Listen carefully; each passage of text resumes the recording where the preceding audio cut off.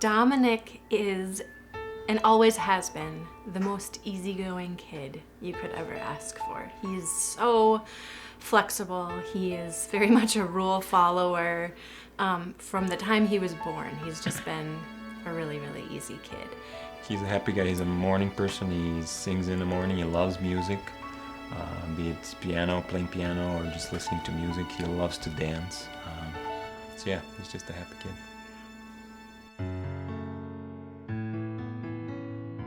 I was at work when Jolene Dalton, the genetic counselor from the U of M, called to tell me what he had. So I called Borna right away. And what followed was really a lot of shock and... It was a whirlwind of different emotions, shock and sadness and disbelief, and what does the future hold for him now? Calling parents with information about their kids is probably one of the hardest parts of my job.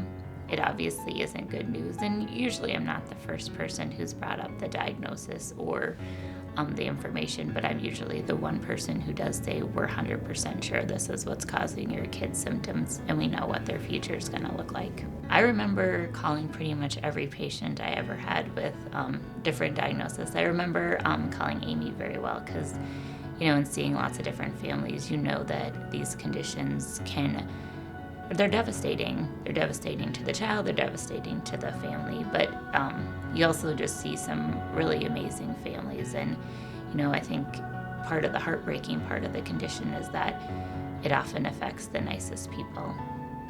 And you could really tell this family was gonna fight for their son, and we're just really amazing people. At least they know that we're fighting as a team for their child. We do talk openly with both boys about what it means to have Duchenne and how it changes things, but it has not fully sunk in for him. But for Dominic as well, he grasps some of it, and I think sometimes as he is growing, he understands more. One night, when he was going to bed, he started crying, and I said, "What's wrong?" He said, "I'm scared to end up in a wheelchair." So those are the kind of conversations that are going to be more prevalent in our family. It's interesting when you receive a news like that, you start seeing things that you have not seen before. We used to go to the zoo I don't know how many times, and I've never noticed wheelchairs. Well, now when we go, I do notice them. And I wonder what that holds for us and what our family is going to look like, 5-10 years down the road. And everywhere we go, we're thinking about this. How far is he going to have to walk? How many stairs is he going to have to climb? Is there going to be anything that he has to climb over? What do we need to be ready for? We never had to think about that before. And we want him to experience all of the things that we love to do. But the reality is that we need to alter those things in ways that we would not have anticipated before. He loves sports, which is interesting because I don't know if it's maybe because he can't do those things that he really gravitates towards watching it, but he loves watching sports, so watching something with him is how we connect. I feel like we are so close to finding a cure, to getting a cure into the bodies of our boys. And I know that the University of Minnesota is working hard and fast to get there. They have a lot of people working on it.